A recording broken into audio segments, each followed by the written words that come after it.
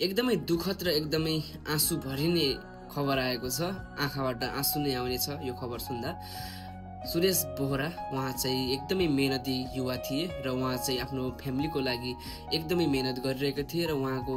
जापानको लागि डेट पनि आइसकेको थियो र उहाँ जापानको लागि उडानको लागि प्रतीक्षा गरिरहेका थिए र सङ्घर्ष गरिरहेका थिए र आफ्नो भाइलाई पनि आफूसँगै राखेका थिए र उहाँको आर्थिक अवस्था पनि एकदमै कमजोर थियो र उहाँको आमाको उपचार इन्डियामा भइरहेको थियो र श्रम गर्दै उपचार गर्दै गरिरहेका थिए र उहाँ चाहिँ बेपत्ता भएको आफ्नो बुवालाई पनि खोज्ने कार्यमा थिए र यति सबै मेहनत गर्दाखेरि पनि यति सबै परिश्रम र यति दुःख गर्दाखेरि पनि लास्टमा आखिर आएर हिजोको आन्दोलनमा सांसद भवन अगाडि नै गोली खाएर मृत्यु भएको छ र उहाँको अन्त्य भएको छ र आमा चाहिँ अब इन्डियाबाट उहाँको